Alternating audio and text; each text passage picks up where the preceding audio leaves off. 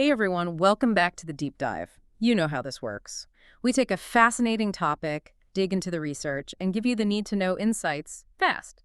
Today, we're tackling something pretty fundamental to, well, everything you learn, how that information is actually presented to you.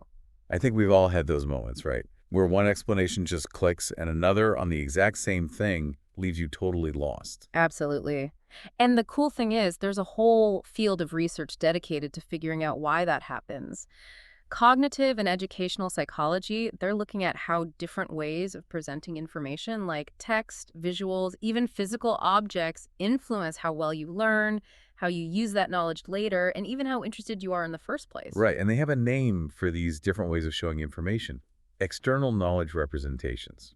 Okay, so our sources for this deep dive are all about a concept called groundedness. Basically, how much real-world context is included in what you're learning. And that context, it turns out, can make a huge difference. The framework we're looking at categorizes these external representations into three main types, based on this idea of groundedness. First up, we have idealized representations. Idealized, so that means. Think abstract. Symbols, simple visuals, not a lot of obvious real-world connection right off the bat. The key with these is their focus on core structure, which might make them a little harder to grasp at first, but can actually make them more flexible in the long run. Gotcha. So what about grounded relevant? Now, those take the idea and put it in a concrete context, but only the essential features, no extra fluff. Purposeful context is the key here. Okay, makes sense. And then there's ground irrelevant. Right, these also use a concrete context, but they include details that aren't really necessary, maybe even distracting. So it's context, but not necessarily helpful context. So our mission today is to figure out how these three types of representations, idealized, grounded relevant, and ground irrelevant, impact learning, how well you can apply what you've learned to new situations, what researchers call transfer, and how interested you are in the learning process itself. We're drawing on a bunch of different studies to really break this down. And one thing to keep in mind is that these external representations, they don't directly put knowledge in your brain. It's not like downloading a file. They influence the internal knowledge representations. Yeah. You build your understanding, concepts, skills. It's about how your mind makes sense of the information. So these internal representations, they're like the mental models we build, right? Exactly. They could be things like procedures, concepts, rules, frameworks, all those mental tools you use to make sense of new information and solve problems. Okay, I'm starting to see how this all fits together. So the goal of education then is to help people build internal representations that are both efficient. Meaning you can recall it quickly and use it easily. Right, efficient and flexible so you can adapt that knowledge to new situations and maybe even get creative with it. And that's where the instructor, or really anyone who's trying to teach you something, comes in. They're choosing which external representations to use to try and guide you toward building those efficient and flexible internal representations. It's like they're setting the stage for how your mind is going to make sense of things. Right, even if they're not always thinking about it consciously in terms of groundedness, they're still making choices that impact how you learn. Exactly.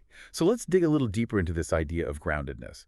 As we said, it's about whether a concept is presented in a specific, concrete context, something you might recognize, or in a more abstract, idealized way without that immediate real-world connection. And you had a great example earlier, pizza. How does pizza help us understand groundedness? Let's say we're talking about the concept of fraction. In an idealized representation, you might just see the symbolic notation like 14, or a simple pie chart, one slice shaded, not a whole lot of real-world connection there at first glance. Okay, so that's the abstract end of the spectrum. What about grounded relevant? Now imagine a picture of an actual pizza cut into 4 equal slices, one slice highlighted. You've got the context of the pizza, and it directly relates to the concept of a fraction as part of a whole. Everything you see is relevant to understanding the idea. I get it. So for the ground irrelevant version, we might have. A pizza, yeah, still cut into 4 slices, but maybe there's pepperoni on it, and some slices have more pepperoni than others. Those pepperoni details, they're not essential for understanding the fraction 14, and they could even distract you or lead to misconceptions. You might start thinking the fraction is about the number of pepperoni instead of the portion of the pizza. So the key takeaway is that context isn't always helpful. It needs to be the right context, relevant to what you're trying to learn. Exactly. And one of the classic examples of how groundedness affects reasoning is the Wyson selection task. Have you heard that one? I have, but honestly, I always get a little tripped up by it. Yeah, it's notoriously difficult. In the original version, which is very idealized, you're given a rule. Like, if a card has a vowel on one side, then it has an even number on the other side.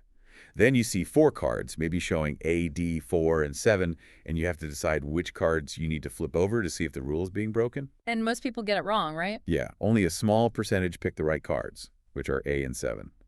People often go for 4, even though the rule doesn't say anything about what has to be on the back of a card with an even number.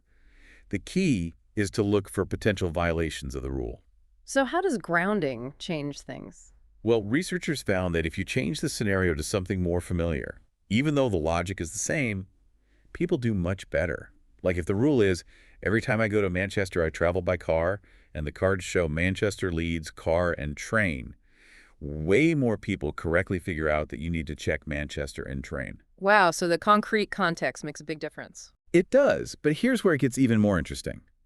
It's not just about having any concrete context. It needs to be relevant to what the participants already know.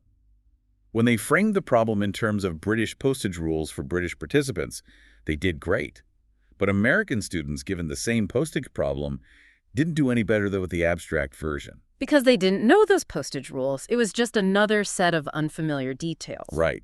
But when they gave American college students a problem framed around preventing underage drinking at a restaurant, something they were familiar with, their performance jumped way up. So the context needs to activate knowledge that's already in your head. Otherwise, it's just noise. Exactly. It's about making connections to what you already understand. This is fascinating. So it seems like grounded, relevant representations are really helpful for tasks that require using familiar knowledge. What about their impact on learning and performance more generally? The research suggests that overall, grounded, relevant representations can lead to better initial learning and problem solving across a lot of different areas. For example, studies have shown that new algebra students do better with simple problems, presented as story problems, compared to the same problems written out as equations. The story provides a kind of mental model to work with. Yeah, it helps you visualize the problem. And it's not just math. In studies on memory, people who physically act out a story using toys remember it better than those who just read it twice. That physical action adds another layer of groundedness and helps solidify the memory. But you also mentioned the potential downside of grounded representations, the seductive details. What's the deal with those? This is where those ground-irrelevant details come into play, and it's something to be really aware of. Remember the pizza with pepperoni? Researchers call these seductive details because they're often added to make learning materials more interesting, grab your attention. Yeah, so you'd think they'd help you learn better. But the problem is, they can actually distract you from the main point. There's a classic example using the Tower of Hanoi problem. One version uses acrobats moving between poles, which makes sense because you can imagine bigger acrobats not being able to stand on smaller ones. But another version uses monsters moving globes with arbitrary rules, and people took way longer to solve that version, even though the underlying logic was the same. So the irrelevant context just made it more confusing. Exactly. And we see this in science education, too. When students read science texts with lots of interesting but unnecessary facts, they actually do worse at remembering the important content and solving problems compared to those who read a simpler version. These extra details, they can overload your working memory, making it harder to focus on what really matters. And they might even lead you to focus on memorizing trivia instead of understanding the underlying principles. So sometimes less is more when it comes to learning materials. What about personalization? Does tailoring things to individual interests always help? It's tricky. You'd think making things personally relevant would always be good, because it taps into what you already know. And sometimes it is. For example, using direct speech in educational games like "you do this, I do that" can be really effective, maybe because it increases engagement or makes you feel more responsible for what's happening. But you're saying there's a potential downside, too. Right. Sometimes trying to personalize too much can backfire. In one study on signal detection theory, students who were told to imagine you as a doctor diagnosing diseases did worse than those who were just told to imagine a doctor. The researchers think putting the student directly in the role might have activated all sorts of irrelevant personal experiences and feelings that interfered with learning the core concepts. So it's a balancing act. You want to connect to what people know, but not overload them with irrelevant details. Exactly. Now, we've talked a lot about how grounded, relevant representations can be good for initial learning, but there are actually some situations where idealized representations are better, even for that initial understanding. Really? I would think abstract representations would be harder to grasp at first. They can be. But when the knowledge itself is very abstract, idealized representations can be more effective. Think about interpreting graphs. Students actually do better with graphs that have axes labeled with variables compared to graphs that use real-world contexts, like company profits. The real-world stuff can actually make it harder to see the underlying mathematical relationship. That's counterintuitive, so sometimes the context can get in the way of seeing the abstract pattern. Exactly. And when you're dealing with complex problems, idealized representations can also be more helpful. We mentioned earlier that new algebra students benefit from story problems when the problems are simple. But for more complex algebra, they often do better with the abstract notation. It seems like the informal strategies triggered by the concrete context just aren't as effective when things get more complicated. So, for complex or abstract ideas, stripping away the surface details can help you focus on the core structure. That's the idea. And there's research on manipulatives in math that shows similar results. Kids sometimes use more advanced strategies when the manipulatives are plain blocks instead of realistic-looking toy animals. Those realistic details can be distracting, even though they might seem more engaging at first. Okay, so we're seeing a trade-off here. Grounded representations can be good for initial understanding, especially for simpler things, but for abstract or complex topics, idealized representations might be better, even early on. Right. And this trade-off becomes even clearer when we talk about transfer, how well you can apply what you've learned to new problems. This is where idealized representations really shine. So they've stripped away all those specific details. Exactly. Because they focus on the underlying structure, they tend to lead to better transfer. You're not tying the knowledge to one specific context. Do you have an example of this? There's a really interesting study where people learned about competitive specialization using a computer simulation. Some learned with a grounded simulation showing ants moving towards food, while others learned with an abstract simulation using dots and patches. Then, everyone was given a transfer task that was completely different on a neural network learning to differentiate letters. The people who learned with the abstract simulation actually did better on the transfer task, even though they might not have understood the initial concept as well. So the abstract representation led to a more flexible understanding. That's the key takeaway. And we see similar effects in other areas. Students who learned algebra in a math context transfer that knowledge better than those who learn the same procedures in a physics class. The physics context, being more grounded in real-world phenomena, seems to make the knowledge harder to apply in a purely mathematical setting. And what about those irrelevant details? Do they hurt transfer too? Absolutely. The research is pretty clear on this. Irrelevant details hinder transfer. They pull your attention away from the underlying concept, making it harder to see how it applies to a new situation. So if your mental representation is cluttered, it's hard to see the important connections. Right. When you learn something in a very specific context, it can be difficult to separate the core concept from the superficial details. So while a grounded example might help you solve that one problem, it might not equip you to solve a different problem that uses the same concept. Exactly. And this is especially important in subjects like science and math, where the goal is to learn principles that apply to a wide range of situations. You also mentioned something about measuring transfer. What's important to keep in mind there? Well, to really assess transfer, the task you use needs to be different from what was learned. If it's too similar, you're just measuring how well they remember the original material, not whether they can apply it to something new. So there needs to be some distance between the learning and the transfer task. Exactly. There was a study that showed this really well. They found that idealized representations led to better transfer when the transfer tasks were also idealized. But when they included tasks that were more grounded, the pattern flipped. Those who learned with grounded representations did better on those tasks. So how you measure transfer really matters. And it raises a question about what understanding really means. Just because someone can solve a problem, does that mean they truly get the concept? That's a great point. In that same study, they followed up with interviews and found that some people who learned with idealized representations had basically memorized rules without understanding the concept. And some who learned with grounded representations only understood the part of the concept that was directly shown in that specific context. So there are pros and cons to both approaches. Idealized representations can help with transfer, but there's a risk of rote memorization. And grounded representations can be good for initial understanding, but they might limit transfer if the knowledge becomes too tied to the specific context. Exactly. It's about finding the right balance. Now let's talk about another important outcome, interest. How do these different representations affect how interested people are in what they're learning? I feel like grounded representations would have a natural advantage here.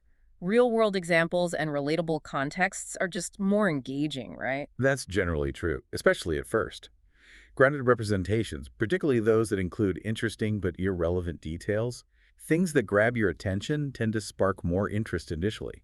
Think about using vivid colors, telling engaging stories, or connecting to popular topics. So the pizza with pepperoni is more appealing than the plain pie chart, even if it's not as good for learning the fraction itself. Exactly. And personalizing the material also plays a big role. When things are tailored to individual interests and preferences, people tend to be more engaged. Like when math problems are about topics that students enjoy, they show more interest and learn better. It makes sense. Feeling like something is relevant to you personally can be a big motivator. But it's worth noting that idealized representations often aren't as immediately interesting. They lack those attention-grabbing features, so learners have to work harder to connect to their own interests. That said, if you already have some experience with a topic, idealized representations can become more interesting as you start to see the broader applications. So for sparking that initial interest, grounded representations are great. But for long-term interest, it's probably more about helping people see the relevance and usefulness of what they're learning. Exactly. You want to move beyond surface-level interest to something deeper and more meaningful. This has been a really fascinating look at how the way we present information can impact learning, transfer, and interest. Now, before we wrap up, the research also talks about combining different types of representations. Can you tell us a bit about that? Absolutely. This is really important. You don't have to choose just one approach. You can combine idealized and grounded materials to get the best of both worlds. Research suggests that comparing multiple cases where you see the same concept illustrated through different concrete examples can help you understand the general principle better than just seeing one example. I can see how that would be helpful. Seeing the same idea in different contexts can make it click. And using multiple types of representations at the same time, like showing both a visual and a symbolic representation of the same concept, can also be really effective. It allows you to build a richer understanding by connecting the information in different ways. It gives you multiple ways to access the same information. Right. And one really promising approach is called concreteness fading. You start with very grounded concrete examples and then gradually fade out the concrete details, moving towards more abstract representations. So you start with what's familiar and gradually move towards the abstract. That sounds really effective. It is. You're supporting initial understanding with groundedness and then promoting transfer and deeper understanding by shifting to idealized representations. I love that. Okay, so to sum up, what are the key takeaways here? Here are a few things to keep in mind. First, grounded relevant materials are good for initial understanding and immediate performance, especially for simpler concepts. They tap into your prior knowledge and provide helpful mental models. Second, idealized materials, while maybe a little harder to grasp at first, are better for transfer because they focus on the underlying structure and avoid tying the knowledge to specific contexts. Third, those interesting but irrelevant details, so seductive details, might grab your attention, but they can actually harm learning and transfer by overloading your working memory and distracting you from the core concepts. Fourth, combining different types of representations and using techniques like concreteness fading can be super effective. And finally, it's always important to balance the need to motivate learners with the ultimate goal of deep and flexible understanding. Sometimes what's flashy isn't what's best for learning. That's a fantastic summary. So as you're out there learning new things, whether you're studying for a test, trying to understand a new concept at work, or just reading something online, think about this framework.